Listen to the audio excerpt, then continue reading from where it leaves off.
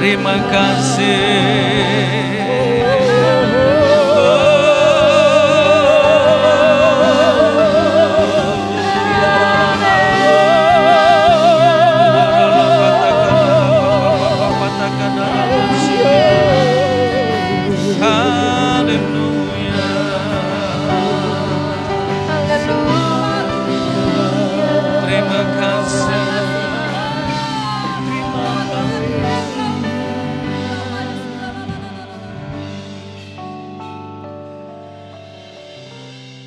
Kami tahu bahwa hidup ini hanya sementara. Itu sebabnya biarlah waktu yang Tuhan beri kami pergunakan untuk melayani Tuhan. Untuk menyenangkan hati Tuhan. Apapun yang kami kerjakan sebagai pelayanan kami kepada Tuhan.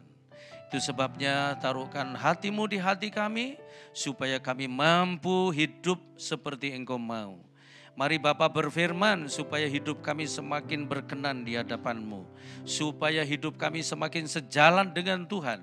Kami percaya kalau kami berada di jalannya Tuhan maka janji-janji-Mu pasti digenapi.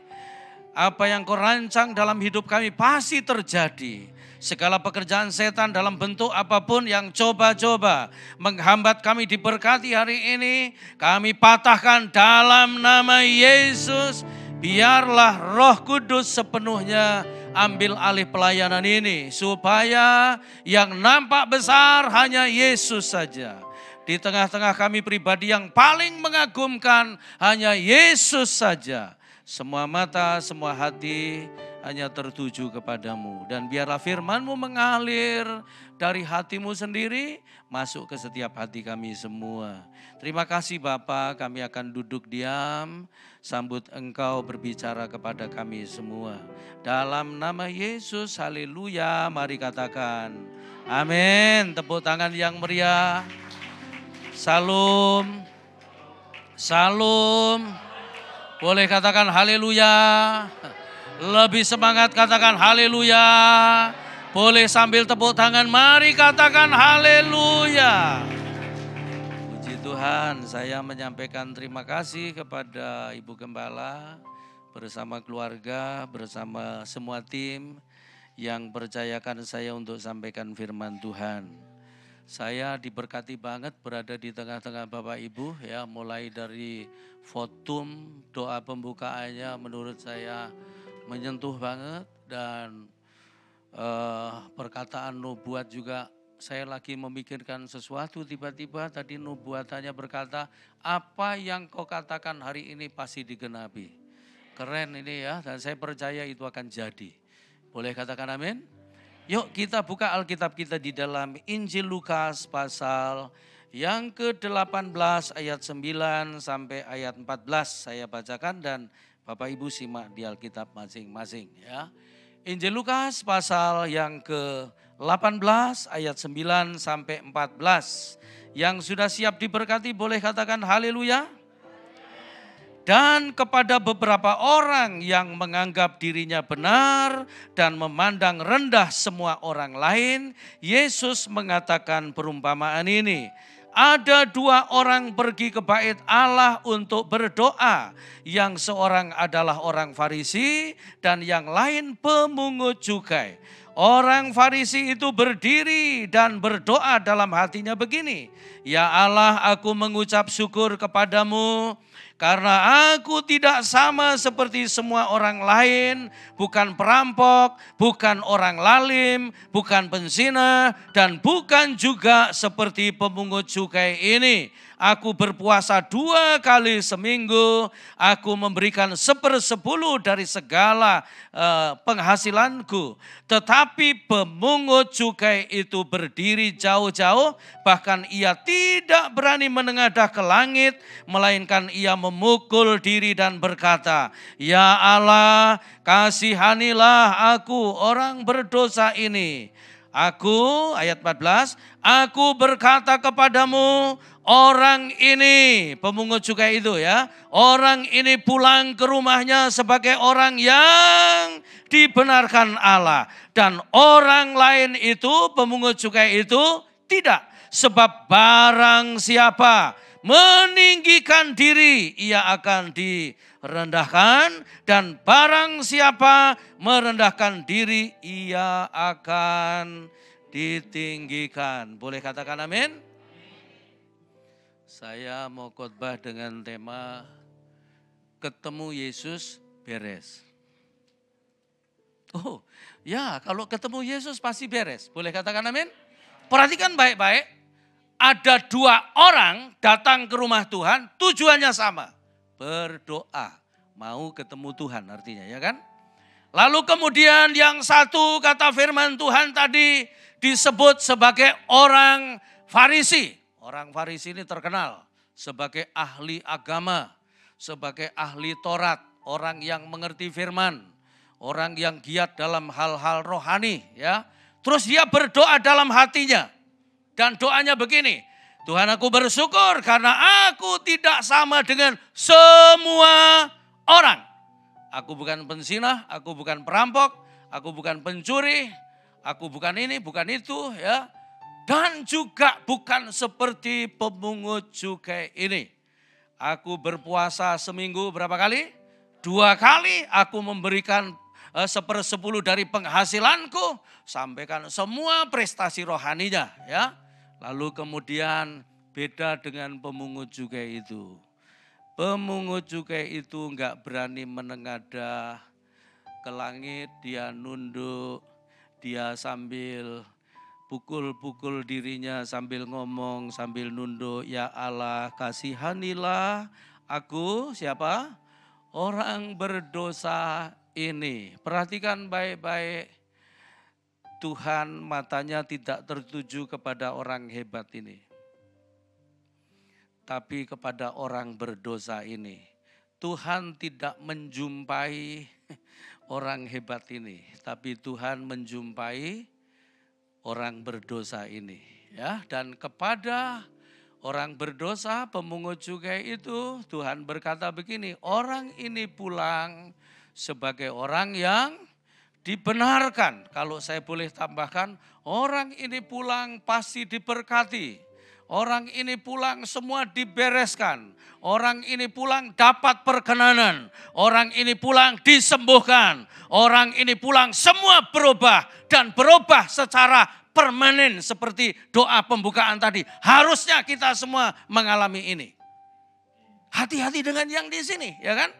Sebab sekali waktu juga ada orang, akhir zaman akan terjadi banyak orang yang berseru-seru kepadaku, Tuhan, Tuhan, bukankah aku sudah bernubuat demi namamu? Bukankah aku sudah menyembuhkan orang demi namamu? Bukankah aku sudah mengusir setan-setan demi namamu? Lalu kemudian Yesus malah menjawabnya begini, hai, sekarang Tuhan berterus terang, aku tidak mengenal kamu, hanyalah si pembuat kejahatan. Jadi kita itu harus berjuang, nanti kalau kita ketemu Tuhan, Tuhan gak sulit mengenali kita.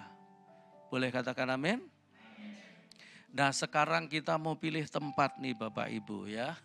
Mau pilih tempatnya orang Farisi ini yang hebat dalam pelayanan, hebat dalam hal-hal rohani, hebat dalam hal-hal kegiatan-kegiatan gereja, atau pilih tempatnya pemungut cukai ini, ya.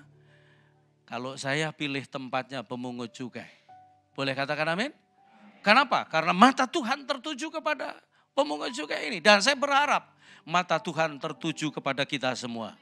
Boleh katakan amin? Lalu dia juga berkata begini, orang ini pulang sebagai orang yang dibenarkan. Mereka ini pulang sebagai orang yang disembuhkan. Mereka ini pulang sebagai orang yang diberkati. Orang-orang ini pulang sebagai orang-orang yang terus berubah semakin hari semakin serupa dengan Kristus. Amin. Nah sekarang apa sih yang menarik yang ada pada pemungut cukai itu? Dan itu harus ada pada kita juga. Jadi keselamatan itu gratis. Yang percaya katakan amin. Gak usah bayar kita jadi orang Kristen. Kita diselamatkan gratis. Tapi untuk mengalami Tuhan dan dibereskan Tuhan itu ada harganya. Boleh katakan amin? Nah pemungut cukai ini punya dua hal penting dan kita harus punya ini juga. Dua syarat, kalau Anda mau tulis, dua syarat untuk dilawat Tuhan, untuk ditolong Tuhan, untuk dibereskan semuanya. Boleh katakan amin? Apa syaratnya? Yang pertama, perhatikan baik-baik. Pemungut cukai ini tidak berani menengadah ke langit, tapi menunduk. Menunduk dan sambil berkata, kasihanilah aku orang berdosa ini. Jadi menunduk. Yang pertama. Menunduk itu bahasa Alkitab artinya kerendahan hati.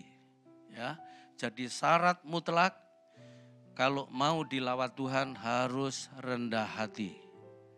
Anda mau ikut acara apa saja, mau masuk gereja mana saja, mau di bidang rohani atau di bidang sekuler, kerendahan hati itu sangat dibutuhkan. Boleh katakan amin? Dan orang senang dengan orang-orang yang rendah hati. Ya. Dan Tuhan juga paling tertarik dengan rendah hati ini. Dan rendah hati itu adalah ibu kandung dari semua karakter. Jadi kalau orang punya rendah hati maka karakter-karakter yang lain akan lahir. Orang rendah hati pasti sabar, orang rendah hati pasti tekun, orang rendah hati pasti mau belajar, orang rendah hati karakter-karakter yang lain pasti akan tumbuh. Itu sebabnya kita semua harus punya rendah hati. Boleh katakan amin? Yesus itu kata firman Tuhan yang perlu kita contoh adalah kerendahan hatinya Yesus sampai taatnya itu mati di atas kayu salib. Nah gitu, itu sebabnya ayo pelihara rendah hati. Boleh katakan amin? Tuhan itu paling gak suka sama orang sombong. Ya. 1 Petrus pasal 5. Kita gak boleh sombong tapi harus rendah hati. Boleh katakan amin? 1 Petrus pasal 5 ayat 5 dan 6.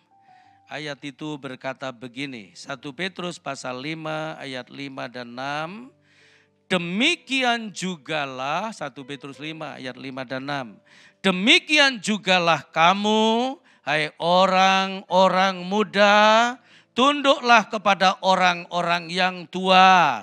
Dan kamu semua berarti tanpa kecuali, tua, muda, kecil, besar, pendeta, jemaat, pengkhotbah, pemimpin pujian, pemain musik, yang duduk di bawah, yang di atas, semua tanpa kecuali. Ya, rendahkanlah dirimu seorang terhadap yang lain, sebab Allah menentang orang yang congkak, tetapi mengasihani orang yang rendah hati. Karena itu rendahkanlah dirimu di bawah tangan Tuhan yang kuat, supaya kamu ditinggikannya pada waktunya. Boleh katakan amin?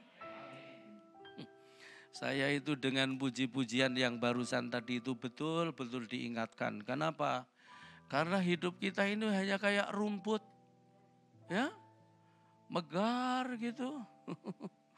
Tahu-tahu lesut dan layu dan habis. Itu sebabnya gak perlu sombong. Boleh katakan amin? Saya dulu masih muda. Satu hari itu bisa khotbah sampai 7 kali kalau di Jakarta. Di GBI Rem dulu begitu ya. Dari sini selesai khotbah turun dicomot bawa sana. Turun comot bawa sana. Legrek itu satu hari 7 kali. Sekarang ini 4 kali aja sudah. Sudah babak belur ya. Dulu saya lari masih kuat. Sekarang ini tadi pagi saya jogging hanya jalan cepat itu ya kira-kira hampir 8 kilo ya. 1 jam lebih dikit ya, itu pun sudah ya minta pulang, nggak terusin ya kan, karena saya lihat kok sudah 8 kilo ya kan.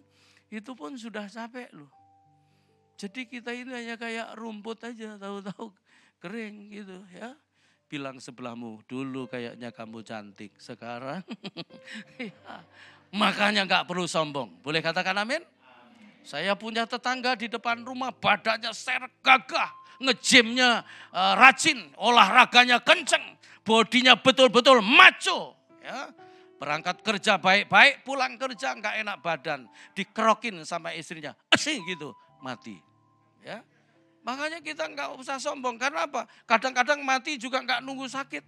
Hidup kita betul-betul dekat dengan kematian. Boleh katakan amin? Bahkan begini Bapak Ibu, kalau kita nggak bersedia rendah hati, itu biasanya Tuhan juga bikin kita terpaksa harus rendah hati. Wah, kalau sudah dipaksa begitu. Ya. Saya itu hari Minggu kemarin melayani di Landmark di Barat itu ya. Iya ya, HR Muhammad. Ya. Saya berangkat hari Jumat karena Sabtunya saya melayani di satu perusahaan di Margomulyo. Ya. Saya berangkatnya sore karena Jumat siang itu saya masih ada pelayanan di Dan Mogot di Jakarta. Habis pelayanan langsung ke bandara, terus terbang ke Surabaya. Ya, saya perkirakan nanti jam 4 terbang, jam setengah 6 paling lambat sudah sampai Surabaya. Begitu pilot memberi aba-aba siap untuk persiapan landing, pesawat mulai turun, ya kan? Terus safety belt mulai dipasang semua, ya. Biasanya kalau sudah begitu, ya dari informasi siap landing itu biasanya 15 menit pasti sudah landing. Saya pikir ini kok sudah 15 menit kok enggak landing-landing ya. Malah balik kanan kelihatannya ya kan. Ternyata pilot memberi aba-aba lagi informasi, maaf kami belum bisa landing karena cuaca di Surabaya sangat buruk, hujan keras dan campur angin. Yang tadinya saya lihat orang itu pada semua diem ya kan. Semua ketakutan. Bilang sebelahmu makanya jangan bolak-balik gitu enggak usah ya kan. Boleh katakan amin? Langsung diam semua ketakutan.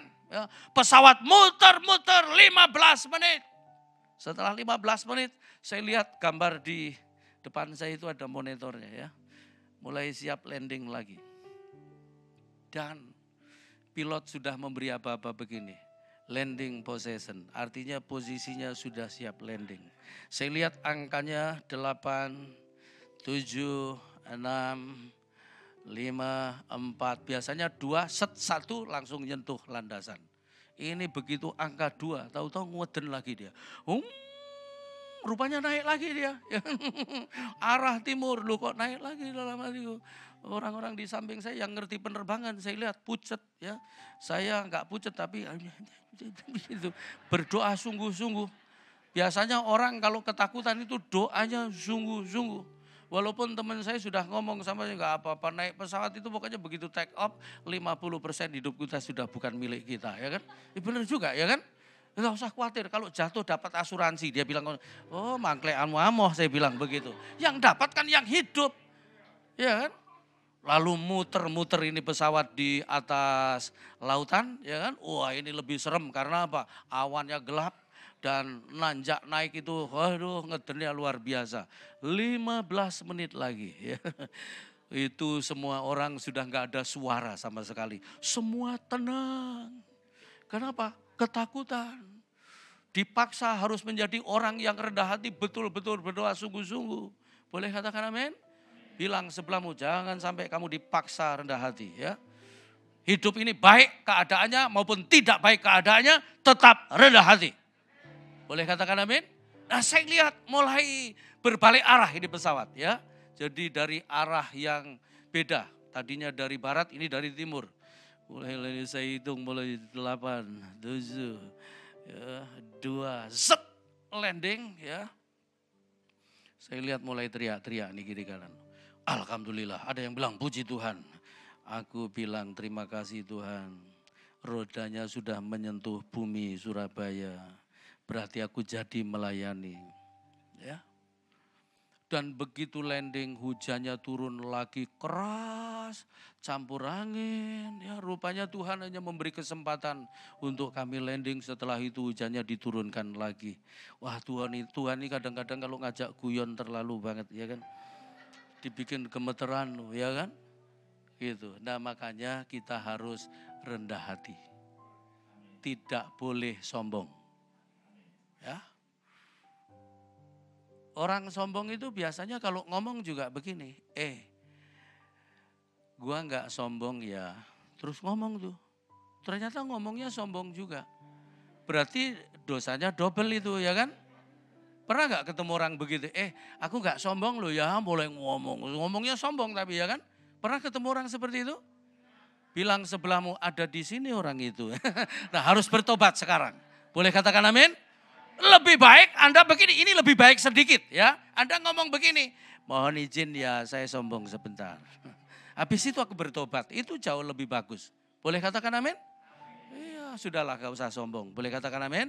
Orang sombong itu sekali waktu pasti kena batunya. Percayalah. Ada pendeta sombong sekali. Loh ada pendeta sombong? Banyak. Wah ya kan? Sekali waktu pendeta ini diundang khotbah, disambut sama penerima tamu. Saya tadi disambutnya mulai dari parkiran loh, keren ini gereja penyambutannya ya. Ini gereja cuman dari pintu disambut itu pendeta, terus dibawa maju, duduk di depan. Pendeta kan selalu duduk depan ya kan. Terus dikasih minum. Sambil dikasih minum, dikasih mic khusus pembicara yang dicepit di sini. Clip on, tanpa dipegang ya. Terus kemudian pengurus gereja ini nanya begini, Pak Pendeta sudah tahu caranya? Oh sudah, biasa saya pakai begini. Orang kalau sombong itu gak mau loh ngaku gak bisa gitu ya kan. Pasti selalu, oh biasa. Dan pada waktu diberikan mic itu ternyata kondisinya sudah on. Dan ternyata pendeta ini on off-nya pun gak tahu. Jadi pada waktu puji-pujian, suara pendeta ini paling keras. Kenapa? Karena mix pembicara itu biasanya kan di setel paling kenceng dan operatornya nggak jeli. Nah kalau suaranya bagus nggak apa-apa. Bisa mandu jemaat nyanyinya supaya lebih teratur. Nah ini suaranya kayak kambing minta kawin. Jadi aduh itu suasana ibadah jadi kacau karena pendeta ini suaranya ngalor enggak, ngidul enggak ya kan. Begitu mau masuk firman worship leader ngomong mari kita sambut firman Tuhan dengan pujian. Bapa engkau sungguh baik. Ini pendeta cari kesempatan lari ke toilet. Mic-nya on. Kasih-Mu melimpah. Pemain keyboard mendadak kaget karena ada suara yang bukan dari keyboardnya. Di hidupku kerucuk. Bapakku berterima kasih kerucuk. Berkat-Mu hari ini dut gitu. Wah. Ini pendeta begitu balik masuk ruangan, semua jemaat nengok ke dia. Wajahnya merah. Kenapa merah? Malu. Kenapa malu? Dia sadar apa yang terjadi di kamar mandi ternyata didengar oleh jemaat dalam ruangan. Wajahnya merah. Coba kalau tadinya ditanya sama yang ngasih mic itu, Pak Pendeta sudah tahu caranya? Belum. Kasih tahu, Pak Pendeta bisa, dia bilang nggak bisa, diajarin. Ini hasilnya orang yang sok pinter, sok tahu, akhirnya dipermalukan. Ya, bilang sebelahmu, itu sebabnya kamu nggak usah sok pinter dan sok tahu. Kalau boleh itu orang itu biar kelihatannya nggak pinter, tapi pinter gitu, ya kan? Ada orang kelihatannya pinter tapi keminter, ya kan? Minterin orang lagi, ya kan? Kayak orang sebelahmu ya kan. Silahkan mau pilih sebelah mana. Tapi hari ini mari kita jadi orang yang rendah hati. Kenapa? Karena rendah hati itu disayang Tuhan. Orang kalau rendah hati itu sama dengan menempatkan dirinya di hadapan Tuhan dan siap untuk dilawat dan diberkati. Beres kalau ketemu Tuhan. Satu lagi, ada orang Chinese ya paling jago makan kuaci. Jadi kalau maesong gitu, yang dituju bukan mayatnya di mana, tapi kuacinya di mana. Kalau kita makan kuaci kan cuma satu-satu ya. Ini saya ini satu enggak. Ambil satu genggam masuk mulut. Terus mulutnya itu kayak gilingan. Jadi begini dia. Kulitnya keluar satu-satu. Orang Batak ya ngelihat begitu nggak terima. Cuman begitu aku juga bisa. Ambil kacang. Sama kulit keluar sendiri satu-satu. Orang Jawa biar kalem-kalem, ternyata ada juga yang sombong. Ya, dia ngomong begini, mek ngono ya iso. Ambil dia. Kali ini bukan kulit yang keluar, giginya keluar satu. Yang sudah oglak, ya kan? Kenapa? Karena yang dia ambil salah, dia pikir bisa salah, ya kan? Malah copot giginya. Makanya begini, sudah kalau ada orang tinggi, kita turun saja. Orang nyombong kita turun. Boleh katakan amin? Orang turun kita lebih turun lagi. Orang turun kita lebih turun lagi. Sampai kata firman Tuhan, kita berada di bawah tangan Tuhan yang kuat. Kalau kita sudah berada di bawah tangan Tuhan yang kuat, maka tepat waktunya tangan Tuhan akan meninggikan kita. Dan kalau tangan Tuhan yang sudah membuat kita naik, enggak ada satu tangan bisa menurunkan kita. Kalau dia sudah mengangkat kita, enggak ada satu orang bisa menjatuhkan kita. Kita akan tetap naik. Boleh katakan amin? Jadi mulai hari ini dan seterusnya di ruangan ini, di luar ruangan, di rumah, di tempat kerja kita harus jadi orang yang rendah hati. Dimulai kapan? Sekarang. Ya, itu nanti begitu keluar itu aja sudah antri di situ aja orang rendah hati biasanya, sik tadi, gitu ya kan? Tapi kalau orang sabar silahkan dulu Ji, silahkan dulu, itu orang rendah hati. Boleh katakan amin? Nanti tim-tim pelayan akan berdiri di sana dan saudara antri. Kita lihat yang rendah hati yang mana ya. Tapi jangan hanya di sini, di rumah juga kita rendah hati. Boleh katakan amin? Di mana-mana kita rendah hati. Ya, yang kedua, apa yang ada pada pemungut juga itu? Dia nunduk lalu dia berkata. Dan perkataannya begini, ya Allah, apa? Kasihanilah aku orang, dia ngomong loh, kasihanilah aku orang berdosa ini. Ini pengakuan, keterbukaan, kejujuran. Jadi yang bakal dilawat Tuhan, yang bakal ketemu Tuhan dan beres adalah orang-orang yang satu, rendah hati, dua, jujur. Boleh katakan amin? Jujur itu awal dari pemulihan. Pengakuan diri itu adalah awal daripada dilawat Tuhan. Dan dosamu yang diampuni hanya yang diakui juga. Itu sebabnya enggak usah sembunyi, enggak usah pakai topeng. Jadilah orang yang terbuka, orang yang jujur. Karena orang jujur itu pasti dipulihkan Tuhan. Boleh katakan amin? Mari kita lihat satu ayat ya. Kalau kita jujur, kita terbuka, maka firman Tuhan berkata begini. Kita lihat ya. Mazmur pasal yang ke-50 ayat 23. Ayat itu berkata begini. Siapa yang mempersembahkan syukur sebagai korban, ia memuliakan aku. Ayat berikutnya berkata begini, bagian berikutnya. Siapa yang jujur jalannya, keselamatan yang dari Allah akan kuperlihatkan kepadanya. Jadi orang kalau jujur itu akan melihat keselamatan. Akan mengalami keselamatan. Mengalami pemberesan dari Tuhan. Boleh katakan amin? Makanya jangan sembunyi di balik apapun. Biasakan jadi orang itu apa adanya dan jujur pasti dilawat Tuhan. Bahkan ada satu ayat lagi mengatakan begini, Amsal. Amsal pasal 28 ayat 13, ayat itu berkata begini Bapak Ibu. Amsal pasal 28 ayat 13, siapa menyembunyikan pelanggarannya tidak akan beruntung. Tetapi siapa mengakuinya dan meninggalkannya akan Ini janjinya Tuhan itu kalau kita menyembunyikan pelanggaran, kita suka bohong, kita suka enggak jujur, maka orang seperti itu enggak akan pernah dapat untung. Tapi yang berani mengakuinya akan disayang. Jadi lebih baik Anda dimarah-marah karena mengaku kalau salah daripada ngumpet selamat sementara tapi kemudian malah petaka akan datang. Ya. Sekali waktu saya melayani di satu perusahaan di kawasan industri Pulau Gadung, Jakarta. Pulang pelayanan saya ditelepon satu karyawan, dia ngomong begini, Pak Ishak, setelah saya dengar khotbah Bapak hati saya gelisah Pak. Loh kenapa?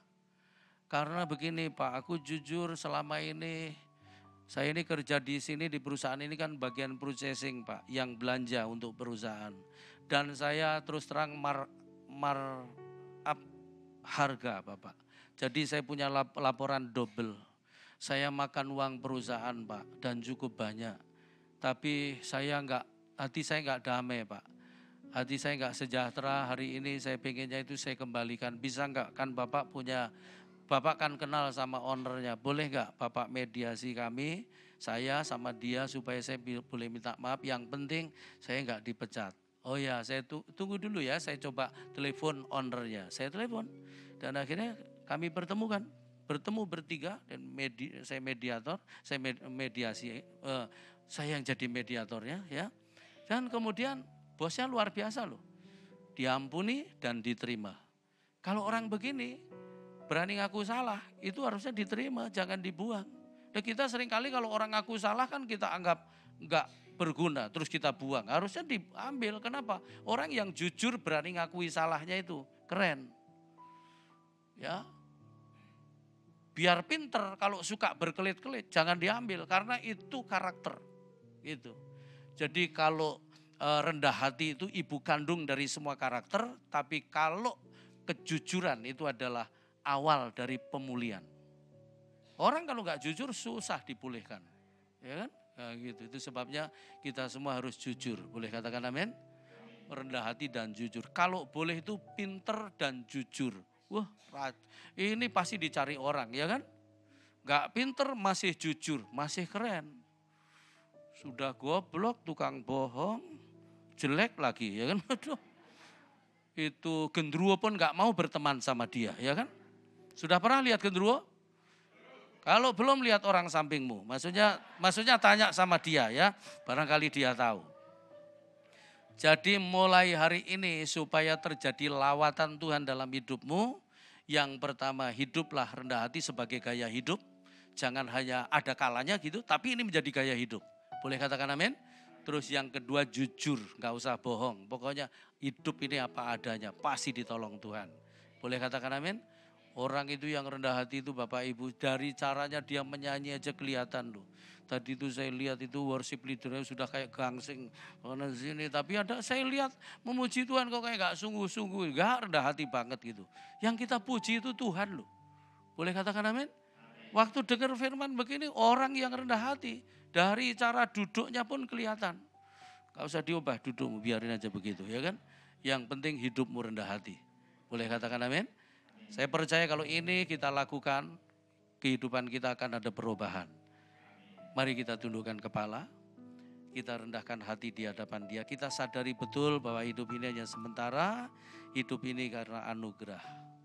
Oleh karena kemurahan Tuhan, ku ada sampai hari ini. Ku sembah Kau Tuhan. Haleluya. Haleluya, terima kasih.